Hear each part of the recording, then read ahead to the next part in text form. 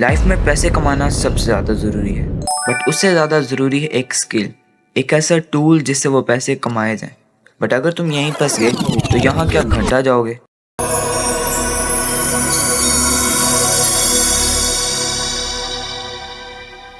आज से कुछ साल पहले after completing my middle school education मैं भी हर स्टूडेंट की तरह बहुत परेशान था कि ऐसी कौन सी स्किल सीखूं जो कि मुझे फ़ौरन अमीर बना दे। जॉब के लिए जाओ तो जॉब वाले कहते हैं बिजनेस करो, बिजनेस के लिए जाओ तो बिजनेस वाले कहते हैं जॉब करो, और जब जॉब के लिए कुछ सीखने जाते हैं तो कहते हैं कि एआई जैसी कोई चीज़ आ चुकी है जो कि तुम्हारी जॉब छीन लेगी। आई रिमेंबर कि स्कूल के फर्स्ट डे पे हमारे टीचर ने हमसे कहा था कि इस डिग्री से तुम्हारा कुछ नहीं होने वाला है। उस वक्त सारे बच्चे क्लास के अंदर हंस रहे थे, लेकिन सिवाय मेरे। आई बिलीव एक स्किल सीखना काफ़ी ज़्यादा बोरिंग भी है और काफ़ी ज़्यादा एक्साइटिंग भी, और ये दोनों चीज़ें सिर्फ तुम्हारे पे डिपेंड करती हैं, यानी तुम्हारे थिंकिंग स्टैंडर्ड पे, तुम्हारे माइंडसेट पे कि तुम क्या सोचते हो इसके बारे में, यानी तुम्हारा इनिशियल स्टार्टिंग पॉइंट एक स्किल को सीखने के बारे में क्या है। इस सब के लिए कुछ स्टेप्स हैं जो तुम लोगों को फॉलो करने हैं। वैसे भी आजकल की जनरेशन के लिए कोई स्किल सीखना तो बिल्कुल भी मुश्किल नहीं है, और अगर तुमने 12th स्टैंडर्ड अभी अभी क्लियर किया है और इस बात पे कंफ्यूज हो कि कौन सी स्किल चूज करो, तो you have come to the right place. Step 1, make a list. Internet पे तुम लोगों को बहुत सी इस तरह की वीडियोस मिल जाएंगी जो तुम लोगों को बताएंगी कि क्या सीखना है। आई थिंक तुम्हें इन सारी वीडियोस को इग्नोर करना चाहिए, क्योंकि तुम इन सब से बिल्कुल कंफ्यूज होने वाले हो एंड तुम लोगों को लगेगा यार कि ये बंदा इस स्किल के लिए बोल रहा है और मुझे इस स्किल को सीखना चाहिए क्योंकि फ्यूचर के अंदर जाके मैं इससे ज़्यादा पैसे जनरेट कर पाऊँगा। तो ये सब बिल्कुल भी नहीं। एंड कुछ टाइम बाद तुम्हारा इंटरेस्ट इसके अंदर लो हो जाएगा, तुम बोर होने लग जाओगे, क्योंकि वो जो स्किल है जो तुम कर रहे हो तुम उसको स्टार्टिंग से ही पसंद ही नहीं करते। तो मेरे हिसाब से तुम लोगों को ये सारी वीडियोस नहीं देखनी चाहिए, क्योंकि अगर नॉलेज पर्पस के लिए तुम लोग ये वीडियोस देख रहे हो, थोड़ा बहुत इनसे आइडिया लेना चाहते हो तो आइडिया लो। मैं ये नहीं कह रहा कि आइडिया ना लो, बट बहुत ज़्यादा इनके अंदर डिल्यूज हो जाना, जिस तरह आजकल इन्फॉर्मेशन डिल्यूजन का दौर चल रहा है, तो बहुत ज़्यादा इनके अंदर डिल्यूज हो जाना वो बिल्कुल भी तुम्हें अच्छा नहीं लगेगा और वो बिल्कुल भी तुम्हें फिट नहीं करेगा।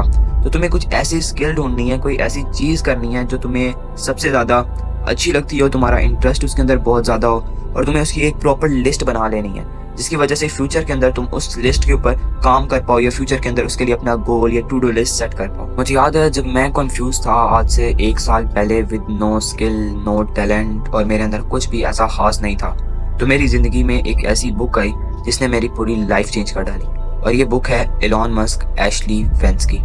इस बुक के अंदर author Ashlee Vance Elon Musk के पूरे प्रॉपर चाइल्डहुड के बारे में बताते हैं कि कैसे उन्होंने स्ट्रगल की, कैसे वो लाइब्रेरी में बैठ के बुक्स पढ़ा करते थे और उन्होंने पूरी लाइब्रेरी की बुक्स खत्म कर दी। After reading this book of Ashley Vance I decided to research about this guy, और मुझे ये पता चला कि 12 साल की उम्र में इस बच्चे ने कोडिंग स्टार्ट कर दी, और इसने एक ऐसी गेम बनाई जिसका नाम था ब्लास्टर, जिसको इसने $5000 के अंदर बेच भी दिया। देखो यार ये कितनी टैलेंट की बात है कि उसने 12 साल की उम्र में एक प्रोग्रामिंग करते हुए एक गेम बना दी, और तुम इस वक्त क्या कर रहे हो।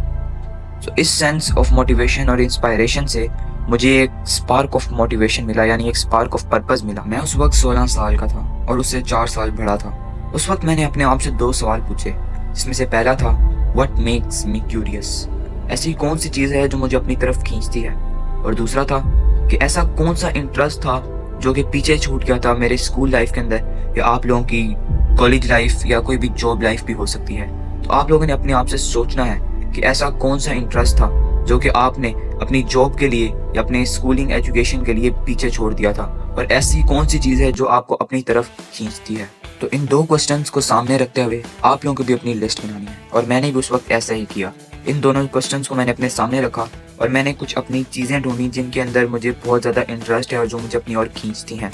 तो उसमें सबसे पहले मेरी आई प्रोग्रामिंग यानी कोडिंग, क्योंकि मुझे उस वक्त गेमिंग के अंदर बहुत ज़्यादा इंटरेस्ट था और मैं भी गेम्स बनाना चाहता था।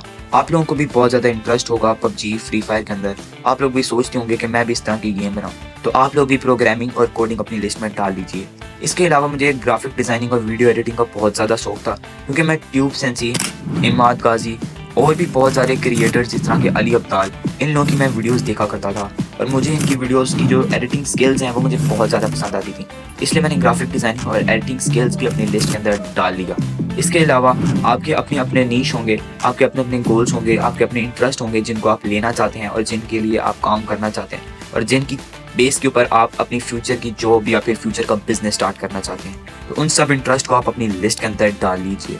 तो उस वक्त लॉकडाउन का दौर चल रहा था और सारे लोग अपने अपने घरों में थे, हमें पूरा दिन कोई काम नहीं होता था। उस वक्त मैंने फैसला किया कि अब से मैं रोज़ अपनी एक स्किल को 1 घंटा तो ज़रूर दूंगा और कम से कम हाफ एन आवर तो कंपलसरी है। तो मैंने उस वक्त अपनी कोडिंग के अंदर अपनी पाइथन और जावा रखी, जो कि फ्यूचर बेस्ड प्रोग्रामिंग लैंग्वेजेस हैं, यानी फ्यूचर के अंदर इनका बहुत काम होगा। अगर आप गेमिंग इंडस्ट्री में जाना चाहते हैं या फिर अगर आप रोबोटिक्स इंडस्ट्री में जाना चाहते हैं आर्टिफिशियल इंटेलिजेंस के अंदर, तो आपको पाइथन या फिर जावा या जावास्क्रिप्ट तो ज़रूर करनी चाहिए। इसके अलावा मैंने ग्राफिक डिज़ाइनिंग और वीडियो एडिटिंग के अंदर कुछ सॉफ्टवेयर रखे, जिसके अंदर एडोब फोटोशॉप, एडोब इलस्ट्रेटर और कैपकट वगैरह था। मैं इन सॉफ्टवेयर्स को मास्टर करना चाहता था और इन क्रिएटर्स के हर स्किल को अपने अंदर एक्वायर करना चाहता था। इसके अलावा आपकी जो जो स्किल्स हैं, आपको भी अपनी लिस्ट के अंदर उसके साथ ऐड कर देना है कि आपको क्या करना है और उसके लिए आपको कितना टाइम चाहिए। उसके हिसाब से रोज़ आपको एक अपना गोल सेट करना है और रोज़ उसके लिए आपको काम करना है अपनी स्किल के लिए, चाहे वो गोल आपका आधे घंटे का क्यों ना हो या 1 घंटे का क्यों ना हो। और आपको एक अपनी डेडलाइन सेट करनी है, जिस तरह 1 महीने या 1 साल के अंदर मुझे ये स्किल ख़त्म करनी है, यानी इसकी फुल मास्टरी या एडवांस लेवल तक हमें मुझे पहुंचना है। तो मुझे वो एक अपनी डेडलाइन रखनी है और उस कंसिस्टेंसी के साथ और पेशेंस के साथ मुझे हर 1-1 घंटा रोज़ देना है। और डिसिप्लिन के साथ अगर मैं चलता रहूँगा तो इन स्किल्स को मैं हर रोज़ करने की वजह से एक वक्त ऐसा आएगा कि मैं एडवांस लेवल तक पहुंच जाऊंगा, यानी मास्टरी लेवल है। Make your mind. मैं ये वीडियो ज़्यादा लंबी बिल्कुल भी नहीं करूँगा, क्योंकि मुझे पता है तुम लोग भी बोर हो चुके होगे। तो मैं तुम लोगों को सिर्फ ये बताना चाहता हूँ कि ज़्यादा कुछ भी नहीं है, सिर्फ ऐसी 2 चीज़ें हैं जिनके ज़रिए तुम प्रो लेवल तक पहुँच सकते हो। पहला कि अपनी लिस्ट बनाओ, अपना एक गोल सेलेक्ट करो जिसके ऊपर तुम काम करना चाहते हो, और दूसरा अपना माइंड बना लो कि तुम असल में क्या करना चाहते हो और क्यों करना चाहते हो, यानी अपना वाई क्लियर कर लो। इस वीडियो के अंदर बहुत से लोग होंगे जो इस वक्त इस वीडियो के अंदर होंगे भी नहीं या चले जा चुके होंगे। तो अगर तुम इस वीडियो तक अभी तक बने हुए हो, इसका मतलब ये है कि तुम असल में कुछ करना चाहते हो या फिर तुम मुझे पहले से ही जानते हो। तो तुम्हें अगर अपना माइंडसेट क्लियर हो जाएगा, यानी तुम्हारा वाई क्लियर हो जाएगा, फिर तुम्हारे दरमियान में कोई ऑब्स्टैकल या कोई डिस्ट्रैक्शन नहीं आएंगी। आजकल के दौर के अंदर वैसे भी तुम्हारे पास मोबाइल है, लैपटॉप है, पीसी है, तो तुम्हारे लिए बहुत सी सोशल डिस्ट्रैक्शंस क्रिएट होती रहेंगी, या तुम्हारे अंदर कभी मेंटल प्रेशर आ जाएगा, कभी मेंटल डिप्रेशन आ जाएंगे। तुम्हें उन सबको कैसे कोप करना है, उन सबको कैसे पीछे छोड़ना है और खुद उनसे आगे निकलना है, ये होता है एक असली माइंडसेट और एक असली योद्धा की निशानी। तो तुम लोगों को अपनी स्किल को एक्वायर करने के लिए एक प्रॉपर माइंडसेट चाहिए कि तुम्हें ये काम करना है और डेली करना है और फिर डिसिप्लिन के साथ करना है, और अपने दिमाग यानी अपने सबकॉन्शियस माइंड के अंदर इस चीज़ को बार बार रिपीट करते जाओ कि मैंने ये स्किल गेन करनी है, मैंने ये स्किल गेन करनी है, कैसे करनी है, क्यों करनी है।